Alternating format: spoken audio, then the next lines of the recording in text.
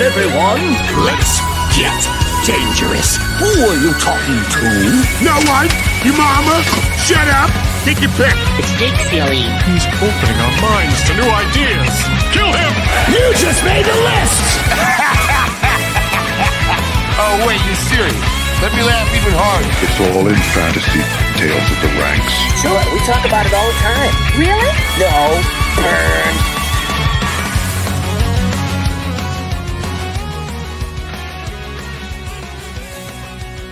Game on, you ducks. It is All in Fantasy. It is Week 13 ranks discussion. And as we have been doing since Chris Meany left me hanging, just jokes, congratulations again to Chris Meany over at NHL Network. Big time over there. But we also have big time. It's one of the people that I talked to a few times for the history of the people that don't know, which probably don't know because it's a personal thing. Talked on Twitter and then met up the first time. It was one of like the coolest people I ever met in person the first time ever. Just kind of like, you know you meet people online and then you're like, oh, okay, like I could hang out with them, but 15 minutes I might need to go do something else. Like John Daigle, not Jay Daigle, by the way, at Twitter. We've actually had that discussion before because this isn't the first time he's been on the show. But the first time we did hang out and meet up in person, I was just like, I was taken off guard. You took me off guard how easy it was just to talk and hang out with you. I think I am naturally someone who makes personal connections, by the way, because I am naturally interested in the world. And so whenever someone tells me about their passions, I'm not just someone who listens. I truly get excited by other people's energy. I get roped in. And so something as simple as like video games, for example, classic movies, when you talk about it, I get interested and thus I get excited with you. So I think that's what makes me like an easy person to talk to. That's what I was going to say. Like you'd make a really good late night host. Like I grew up wanting, and this is not every child's dream, but I used to be the biggest Insomniac fan with Dave Attell. I don't know if people remember that show on Comedy Central. But like my goal at first was I'm just going to host this show that records from midnight to 7 a.m. And he just goes out and drinks with everyone in a random city around the world. That was like my dream. That's a hell of a dream. I mean, who would have said like this was our dream coming up? But so wait, is that why you went bald? It's like to be David Tell. that was not the dream. That was just what happened at 19, and now we can never go back. You pull it off well. For anybody that doesn't know, I've also joked with John that he looks like the wrestler from AEW. This part, like if anybody knows, I can't remember his name, but people know who I'm talking about. But anyway, follow him again at not Jay Daigle. One J as in one letter, and over at Establish the Run. Has been over there this year.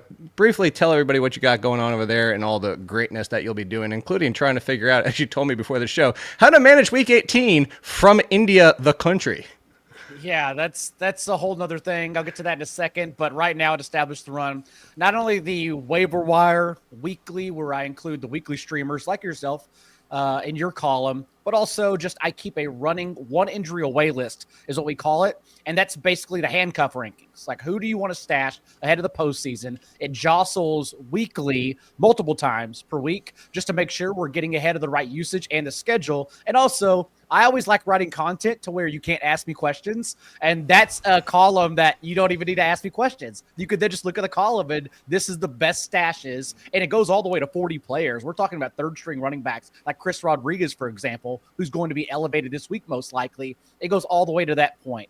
The free stuff is still on the Establish the Run podcast feed too, if you'd like to check that out, especially because we're running a big Black Friday sale that you can hear on that show. And then, yes, Week 18 ranks and the usual postseason content I do will be out of Chennai, India, as I fly into Bengaluru on December 26th for a friend's wedding that goes through New Year's, the Sangeet in Barut. I don't know how I'm going to get it done.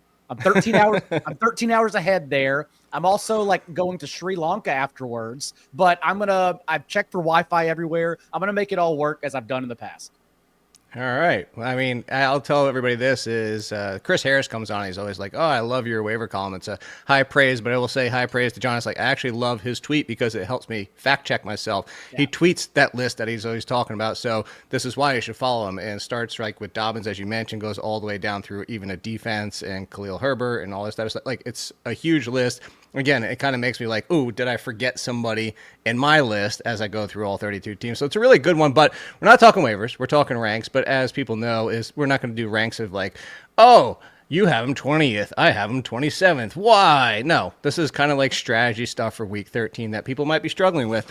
And right off the top, John, is the Tua numbers. I'm sure you've seen them. I went deep into looking at them yesterday because we know I don't want to say it's a certainty, but we know that like usually Tua does struggle in cold weather. And I pulled this up over on True Media. And so 40 degrees and below 40 degrees when outdoors, obviously it doesn't matter if he's inside, but 68 completion percentage versus 55, 2.4 touchdowns to interceptions, 0.8. And you can go down the list. The numbers are starkly worse when it's below 40 degrees for Tua. But I ask you this because we know this. You can get trapped by overrating cornerback matchups. You can get trapped by, it's a little bit snowy.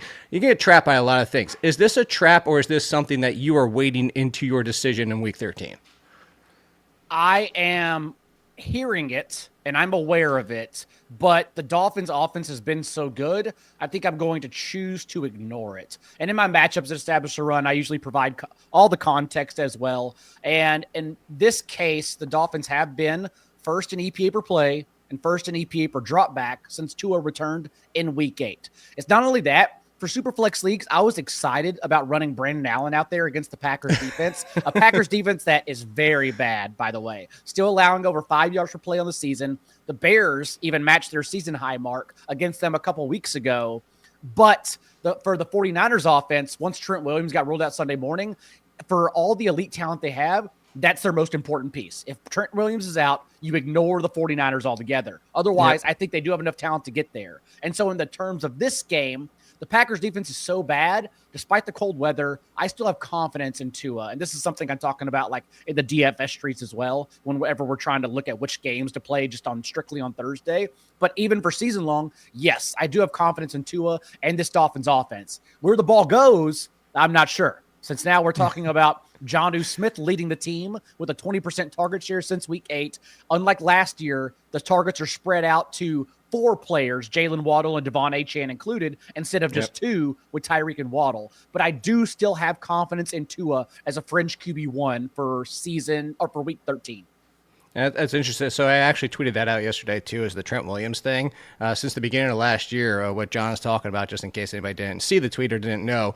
But with Trent Williams, yards before contact, 1.97, third best in the entire league. Without him, 0.92. It's dead last in the entire league behind the Titans at 1.03. Like, with and without Trent Williams is a completely different offense. It's insane. But that's not what we're talking about here when it comes to running backs. We have 4 different running back situations that are kind of now in flux. J.K. Dobbins officially already out for this week, and Gus Edwards has been the backup. But there's been you've seen it, the fantasy community, the draft community is like, come on, Iguodala, come on, Iguodala, come on, Iguodala. And no matter how much the community wants come on, Iguodala, it still just hasn't happened. So much so that Hassan Haskins has been back there. But now we do have J.K. Dobbins out, so it's Gus, Vidal, Haskins, all in the mix. If you had to lean to your favorite, and I know a lot of it could be contacts, like this guy could get 20 and possibly a 2 or possibly nothing. There could be but do you have a favorite of the 3? If it's not Gus Edwards, who is it? My favorite of the 3 is still Kamani Vidal, quite honestly. And it's only because Hassan Haskins and Gus Edwards have combined for 1 catch since week 1. And that happened in the first game. They haven't had a single catch since week 2. They cannot play the receiving role that is required as Justin Herbert's averaging over 30 pass attempts per game, not only post-bye, but since he got cleared from his low ankle sprain and clearly looks extremely healthy, even adding a rushing floor now these last 3 weeks. And so just the fact that he has a role that cannot be replicated by either Edwards or by Haskins. Edwards also averaging a career low 3.3 yards per carry. Yes, Gus has the higher floor, but for teams optimizing for the playoffs, I would much rather bid on Vidal on waivers and get him at a significantly lower cost because no one's going to see it coming. Yeah, I think that's the one where, this is where I was kind of leaning into the high ceiling potential could get you a 2. Like, you have to understand that's the risk here. So absolutely. Another situation here, we have the Commanders. Now, Austin Eckler out. Brian Robinson, we're assuming, probably going to be out just from the sound of everything yet. Hasn't officially been announced out, but they also have their Week 14 bye coming next week. It seems like, why not keep him out? Assuming both are out, Is this as simple as, hey, Jeremy McNichols is the lead because they cut and probably are bringing back Chris Rodriguez, but whatever it might be? Or is this one where you're just going to say, because you can say this, we have all of the players and teams at our disposal that aren't injured right now. Is this one where you, John, would just be like, you know what? I just avoid it. Like, just because it might be McNichols, but it might not. And it's not really, I guess, the answer being worth it to a degree. This year, I don't like to say the term ignore just because I'm in 14-team leagues, for example. You already said it on this podcast. You said you were ignoring the weather, so you've already said it. Well, ignoring in terms of playing a guy. I'm talking about ignoring a guy altogether, just because I'm in 14-team leagues and I know how desperate it can be. Like, I am pulling some strings over in those types of formats, even with like the David Moores of the world getting in them on my roster. So I'm not nixing out anyone, but it is a very tough spot. There are just like blind spots we know. We don't play running backs against the Ravens and Chiefs, for example. And the Titans front seven, Jahmyr Gibbs was the only one to rush for over 65 yards against them all year. Jeremy McNichols and Chris Rodriguez both don't add a pass-catching resume, and so they will get it done on the ground. I assume McNichols will lead the backfield in touches, but again, what does that equate to? And so I am worried about the spot. If you're desperate for touches, my lean is McNichols, but I expect Rodriguez to still play, and again, a very tough matchup. All right, well then, again, this isn't so much for like, oh, you have this rank, I have this one. Just a straight up kind of a toss-up to see if you agree with this risk, as I actually have McNichols sandwiched between the two Jaguars running backs to give you an idea of how I feel about this. Or would you say in the same area, same tier of running back for you? I agree, yes, especially with Tank Bigsby back. I wish I had a better idea of, one, what the hell the Jaguars are doing. Let's start there, because we all expected Doug Peterson to lose his job. We all expected Trevor Lawrence to just sit this one out the rest of the year, too. He's suddenly practicing on Wednesday again, and it is a good spot.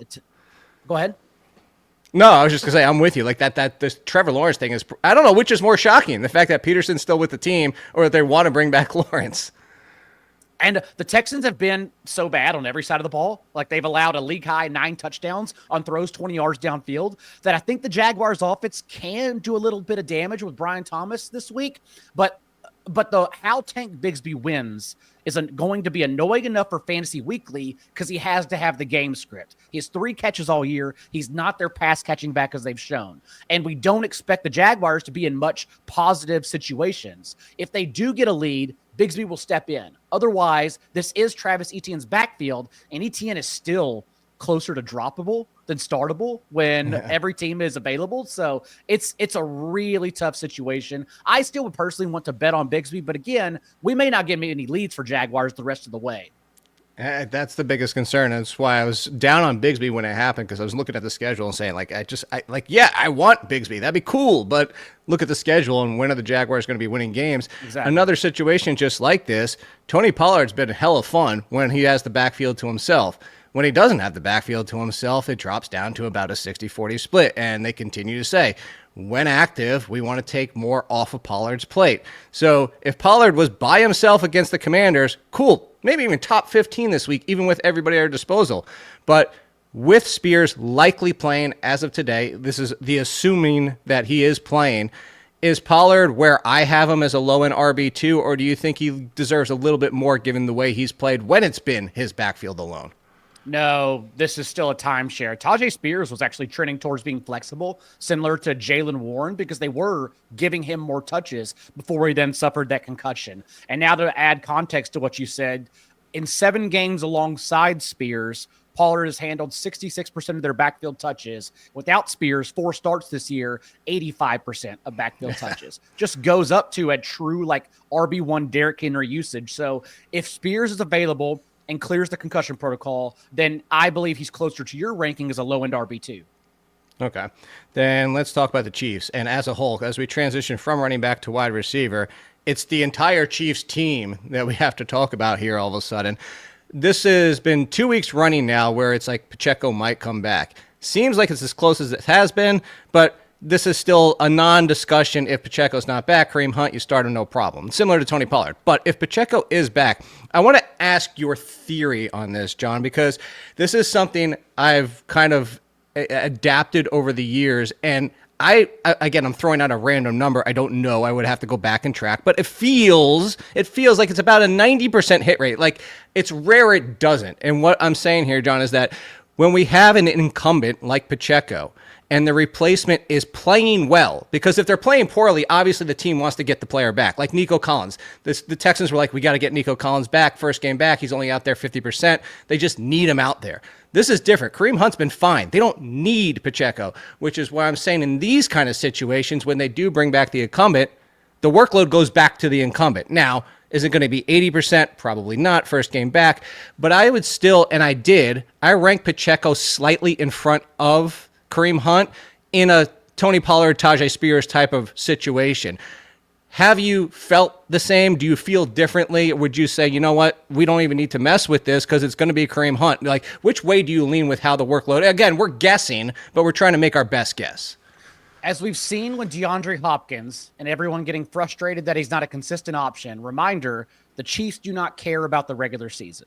They are here to tinker, as we even saw with Noah Gray these past 2 games against the Bills in particular. They are obsessed with tinkering until they get to the postseason and giving these guys confidence until it really matters, because they know they will be there and they will see the Bills again, and then we'll go from there. That's when they starts mattering, is the divisional round for Kansas City. And because of that, as I've been yelling from the rooftop since week 7, since like Isaiah Pacheco was initially injured and teams were like forced to drop him if they didn't have an IR slot, this is going to be a timeshare.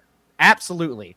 And maybe Pacheco still comes back. Not this game. I would very much worry about him in this game. Maybe not even start him, honestly, unless you're truly desperate. I'd rather wait to see if we have the usage first, especially since they're going to have extended rest after this Friday game. But I still believe Kareem Hunt, if anything, could have the goal line role since he hasn't been bad down there. 3 touchdowns on 12 carries from inside the 5.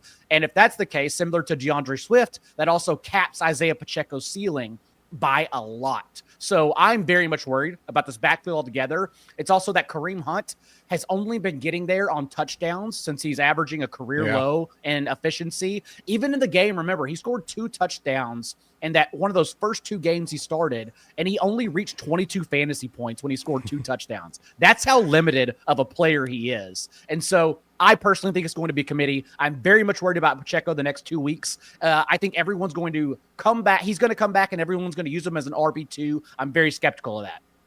Yeah, actually, so for your point there, I actually have them both as RB3s. So they were kind of on the same page there. So there you go.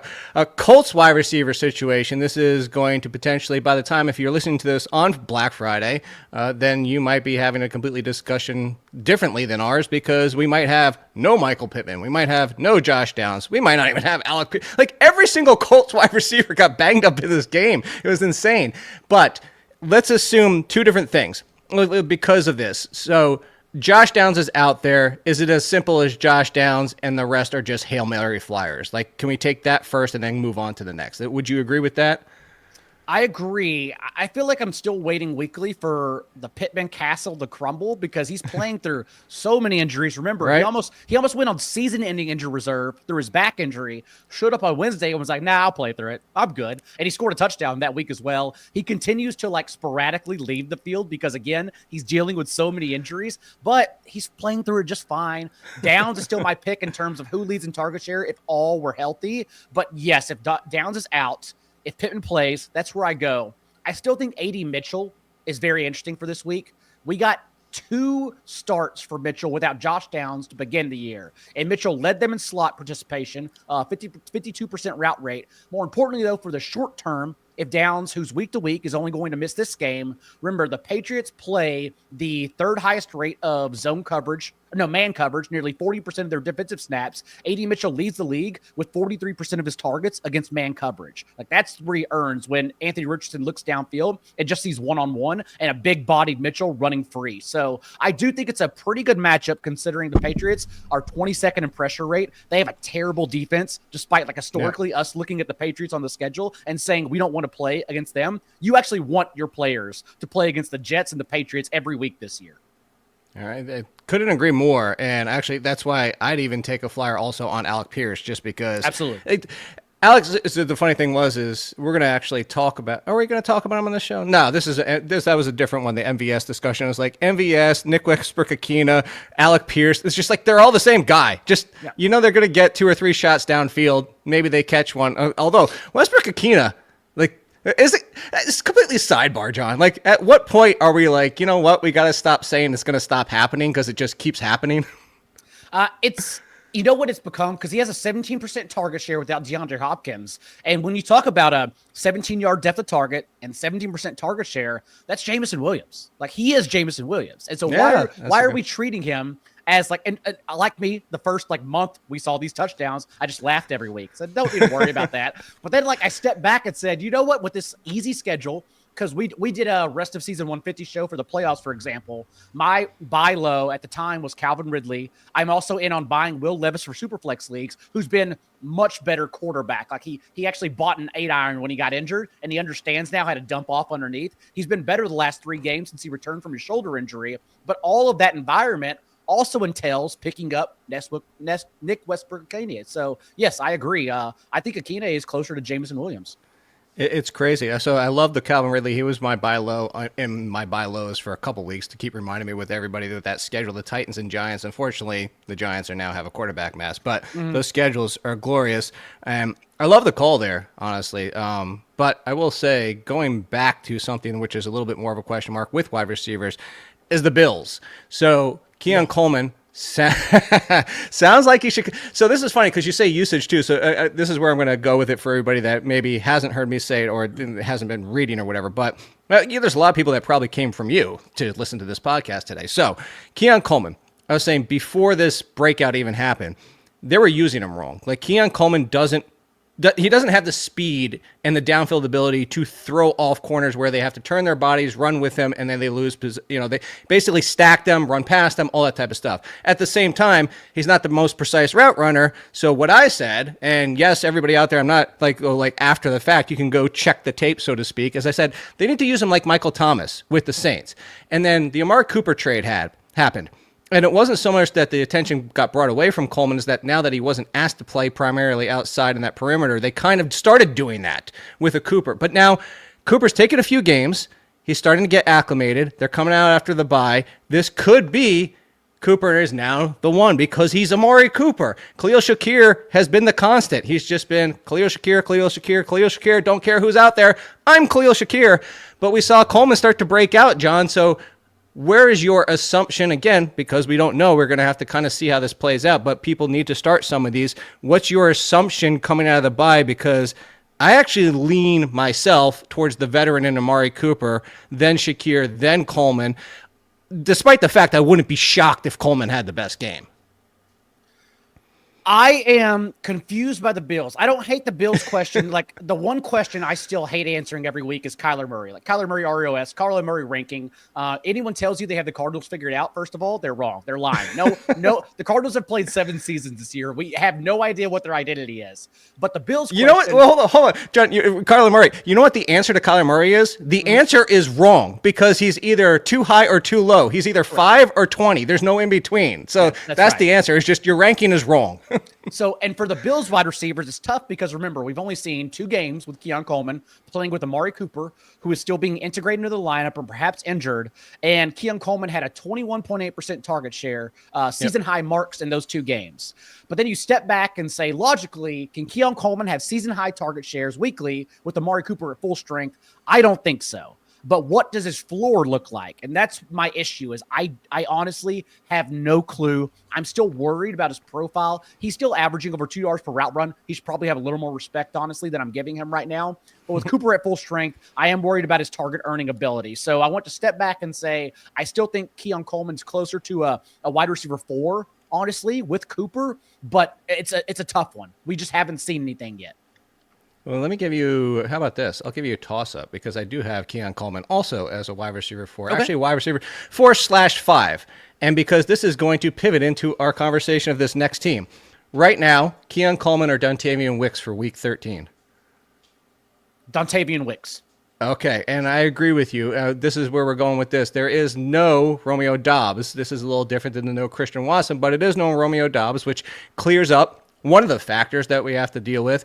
But the interesting thing is that every time we eliminate one Packers wide receiver, Wicks pops back up. It's like everybody just wants Wicks to get his starting role because in fantasy, everybody's like, look how good he could be. But now we have Jaden Reed, Watson, and Wicks. So it's actually a two-part question to you, John. Is one, are you going back to Jaden Reed and Christian Watson for different reasons? Jaden Reed's been quiet for quite a few weeks. Christian Watson just had a dud of a game after a huge one the week before, but that's Christian Watson. So do you go back to both of them? And then how would you call Wicks a wide receiver 4, or would you even push him higher than that? So kind of like a two-parter there. I can't remember off the top of my head, but I believe I saw JJ Zachariason tweet that Jaden Reed had a 20% plus target share in only 2 games all year.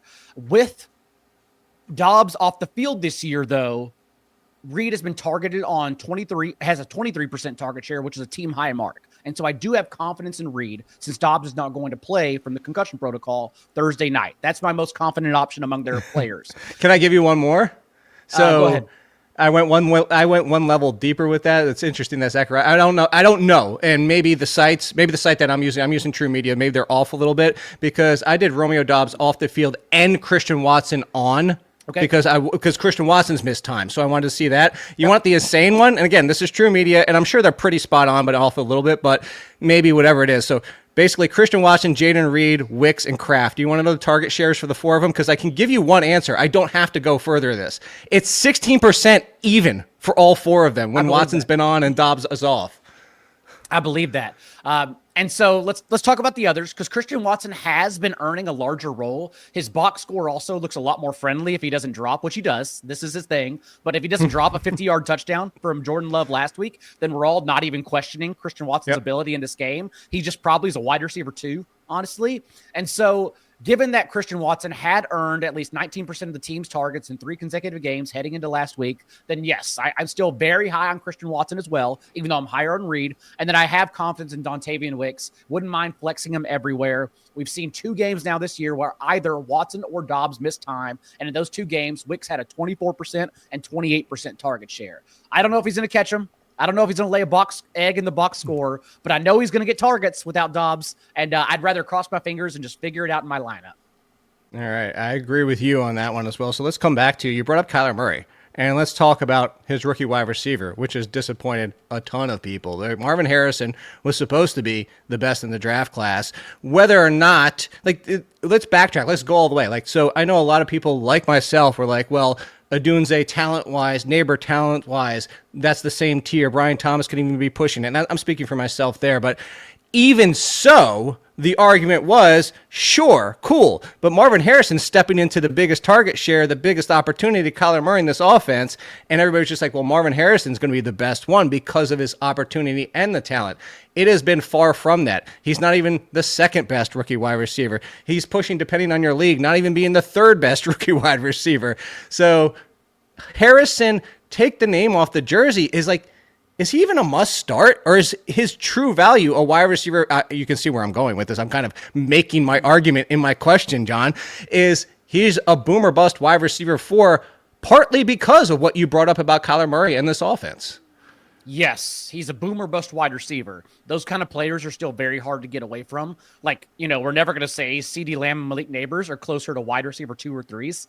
We're still going to start him weekly and figure it out. But Marvin Harrison Jr., it is tough. And again, it's because the offense in general is boom or bust. Even James Conner has struggled to get there as a top 12 running back this year. Did so a couple weeks ago only because he had 80 receiving yards, his 3rd highest mark of the year. But that's what it takes. The Cardinals are still masking weekly who is the best option. Trey McBride, double-digit targets this past game. Well, we're still all yearning for this Trey McBride touchdown on what is otherwise elite usage. So it's just in general really tough to figure out the Cardinals. I don't have an answer. 1 week, Harrison Jr.'s routes change. The next week, he goes back to the same fly routes that Murray can't efficiently get him the ball on. So it's tough. Like you said, I think it's just boom or bust. And so it's going to be roster-based and matchup-based weekly.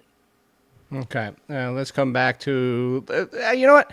I want to enter this conversation. That's where kind of Marvin Harrison's taking us as we close things out. It's kind of these wide receivers, will you go back to them? And that's kind of what we were talking about with the Packers, with Marvin Harrison. So here's one. And John, we haven't talked about this even since the last time we did a podcast, but for everybody out there, they know by now, I call Quentin Johnston Eric Ebron because the thing is, the drops are there, but when you contextualize the drops, he's not even like top 10 in the league on a percentage base. It's just every time it happens at the worst possible time, it's an island game. It's a touchdown. It's a big play. It's the fact is like when it happens, it's always the worst for him. And I bring up Eric Ebron because Eric Ebron had value. And actually, he did get better at drops after the whole Lions situation. But Quentin Johnston, I'm going back to him. But here's the thing is I think people get upset with wide receiver 4s. And, Harrison, we kind of had that conversation. But Quentin Johnston was never more than a wide receiver 4. It's just people saw the top 20 weeks and they're like, oh, my God, this is what Quentin Johnston could be. And it kind of fell into a trap of over ranking what his true value is. Quentin Johnston's a wide receiver 4, which means you're going to get weeks that are amazing, and you're going to get weeks like that. Unfortunately, the weeks like that are a lot of times because of the drops, and it hurts. But this matchup, he might even get into wide receiver 3 territory, depending on if it's non-PPR and I'm shooting for ceiling. I'm that big. Are you with me going back in on Quentin Johnston? An indoor game against a defense that, at least prior to their bye, had been struggling mightily to contain opposing quarterbacks. Bo Nix, yes, Bo Nix is getting better behind the scenes, but I wish people could provide context and mention how the schedule is so soft, and it was such an obvious ceiling game for Bo Nix against the Falcons.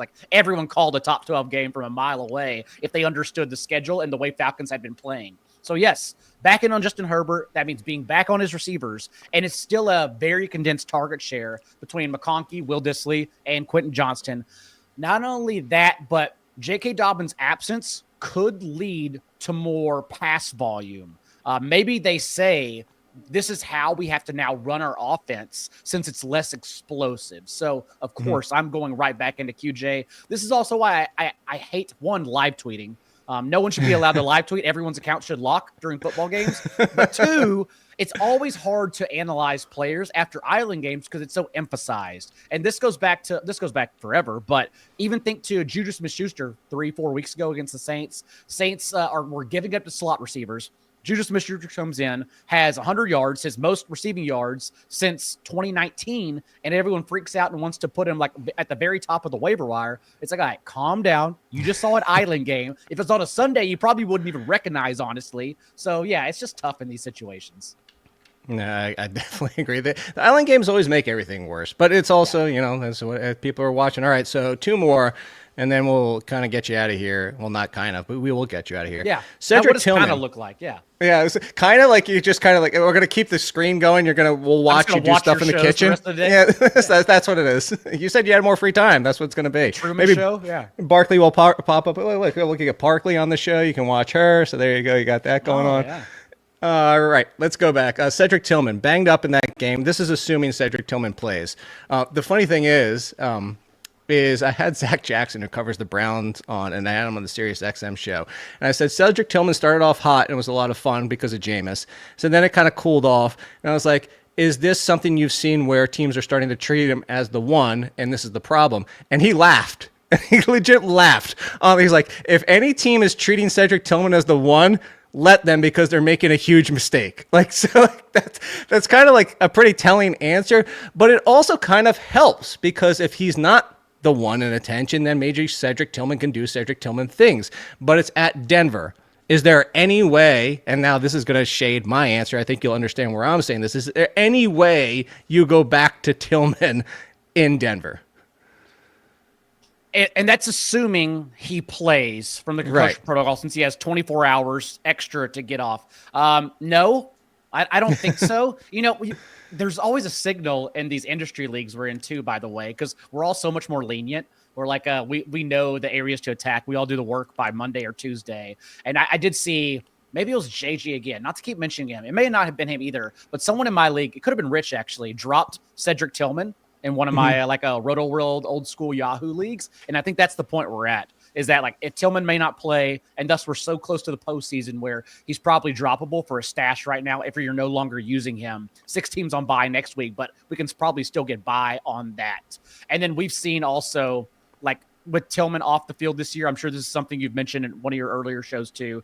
Tillman off, Jameis Winston on. It's Jerry Jeudy pops up for a team high 32% target share. Yep. Elijah Moore right behind him, a high floor option at 28%. So I would prefer to go to those two options. I think although Tillman got us by for 3 weeks as a wide receiver 1 or 2.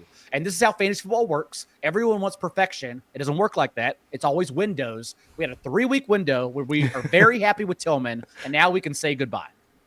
It's the old Travis Fulgham. Yes. Like you can just be happy for a few weeks and understand. Look, hey, they were there temporarily. They were just to fill you in for a short amount of time. Even Kareem Hunt, what was it, like a 6-week window? Jordan Mason was a 10-week window. Like, windows are good. You just got to catch the window. And now we gently let him off into the night. I will say also concerning for Cedric Tillman, while I dropped in one league because you mentioned it next week with 6 teams on a bye, still gets the Steelers. And then on top of that, Zach Jackson actually said that at some point he believes we're going to see DTR at quarterback as they head into 2025, knowing that Winston's not a solution. So potentially a downfall there. I'm still worried about that too. Like, we keep factoring it in our rest of season rankings as well, is that maybe they pulled the trigger. Now, Jameis Winston has played good enough, especially this past week in Steelers, where he bided some time. But at some point, I do believe we see DTR. And by the way, we've seen DTR enough the last 2 years to know that then even David Njoku, you can't start him. You can't get by with him. You can't even do that. I actually picked up in a Superflex. I picked up Tyrod because I'm like, Aaron Rodgers at some point is going to be like, I'm done. I'm out of here. Last one. Get you out of here on this. Tank Dell. Tank Dell is interesting because I went down a path, too, of Tank Dell with Nico Collins without Stephon Diggs for the full contextual view of the last 2 years. So all of 2023, all of 2024 without Diggs, but with Nico Collins. Obviously, it's a smaller sample this year, but the numbers are there, especially more so they're weighted by last year. Mm-hmm. But it's that Tank Dell can't be a 1. The real reason I went down that road is because I'm like, I know Tank Dell. I watch these games. Tank Dell, similar to Michael Wilson and all the other wide receivers before them, when they're asked to be the number 1, they struggle. Khalil Shakir, even with the Bills, that one game, or was it 2 games, when he was asked to be the 1, it was like, oh my God, Khalil Shakir is not Khalil Shakir anymore. Because there's limitations. Not all these wide receivers. We can't have 64 number 1 wide receivers in the NFL. That's not how it works. So I say all this to say, is Tank Dell back into your conversation as a potential wide receiver 3? Because last year he was a 2. This year I just want to get him to a 3. In this matchup this week with Nico Collins finally back to 100%, can Tank Dell at least get back to maybe 80% of Tank Dell in your mind? And it's more about the matchup, right? Getting back to Tank Dell against the Jaguars. That's what I'm looking at, because I still have next to zero faith in Bobby Slowick and this Texans offense. CJ Stroud, CJ Stroud, who's actually droppable in 1 quarterback leagues. It's been so miserable. But against the Jaguars, absolutely. It's a streaming week for Stroud. It's a game where Nico Collins and Tank Dell and even Dalton Schultz, if you're desperate, want to get there. We do not fear Jacksonville's secondary coming off their bye. So definitely a strong week for Tank Dell, in my opinion. You know what's crazy? I'm going to ask you a random question as we get out of here. I got this one asked to me as in single quarterbacks, and people are starting to think about a second quarterback so that they don't get got in the playoffs and have to go crazy, which I endorse depending on what your bench is. But somebody said, my bench is now CJ Stroud. Would you drop him for Anthony Richardson as your backup quarterback? Would you go that far, John? The thing about Anthony Richardson is that he really doesn't have an easy matchup in the playoffs until the championship against the Giants. Yeah. But then also, maybe not. Again, I don't trust Slowick at all going back to last year, the way he schemes the offense. But the Texans have, at least on paper, the nuts. Well, yeah, it's the nuts in Week 17 against the Ravens secondary. And so that's kind of the game where I can't drop Stroud because that should be the ultimate QB1 game. Yeah. I agree. I think I'd rather take Stroud, understanding that Week 17 championship week. I will say I do have one bit of hesitation. Look, I'm not scared of the Ravens. Let me make this clear. Yeah. But I included this in my article this week, is the last 2 games watching, I'm sure you saw the same thing. It's like the Ravens, not great, but they're not god-awful the past 2 games. Mm-hmm. And I asked Zrebeck of The Athletic, I was like, what? Like, you know the roster. You know the depth chart better than I have. Like, you know who's playing secondary and all that type of stuff. I was like, what happened? Something happened the past 2 weeks where they at least become less terrible. and he said it actually was getting the first round pick corner in. It was they're playing Kyle Hamilton deep and starting to play that shell coverage that a lot of teams are doing. They want to keep everything in front of them. And he's like, it's not fixed, but at least it's not as bad as it was. So again, it's still a good matchup, but I just throw that out there as a caveat that like, just be a little cautious on starting anybody you possibly can against the Ravens, just as a sidebar. I agree. They also it comes down to Devontae Smith this week. Is that I still think Devontae Smith is a huge boomer bust, assuming he plays. They also benched Marcus Williams. They had a couple shifts. Yes, and we see this. This is the time of the year where a lot of people get lost because the context you should be providing is like looking at the bye weeks and understanding the changes teams make, especially on defense since the bye week. Like one that's going to stand out to a lot of people is that the Dolphins, for instance, and not to say Josh Jacobs can't get there as an every touch running back, but the Dolphins have been airtight since their bye against the run. I'm very much worried about Josh Jacobs on Thursday night, especially since recency bias will lead everyone to believe he's an RB1 based on his performance against a terrible San Francisco team. But yeah, the Ravens could be changing, and there's a big difference in between, as you said, slightly below league average and what they were legitimately the worst secondary in the league. That could be scary for sure. You know how bad it's been real quick before I had my home league, which auction keepers and trades and all that type of stuff. I went from benching Jacobs because of what you said to benching Christian McCaffrey because it might not be Brock Purdy to now Breece Hall is missing practice. So like those are my three running backs to give you an idea of like where I'm going down with this path of like, this sucks. Week 13 is the worst time, but it's not the worst time. I want to get John out of here as we celebrate. Happy Thanksgiving to everybody, by the way. Once again, not Jay Daigle, and once again over Establish the Run. Check out his waiver stuff. What else you got going for the rest of the week before you get out of here for Thanksgiving? Check out the waiver stuff. Yes, no rest of season show, but we'll be back next week with another playoff preview, again, on the free podcast feed, Establish the Run. And then also be sure and tune in over there because I will be flipping a column, which is providing context to the best streamers for the playoffs. Since, again, everyone only cares about the streaming quarterbacks right now and the best stashes. I will make sure all of that is answered over there. Love it. Have to love it. And I love having John on here, and we'll have to do it again in the offseason and next year as it's been too long since we talked. So we'll be back, of course, for the wraparound show maybe on Friday. My birthday on Friday, John. I might have other things going on. I might have to do the wraparound. My birthday is next week, next Wednesday. Oh, happy birthday to you. Happy birthday to me. I didn't know we were so close, though. Interesting. Yeah.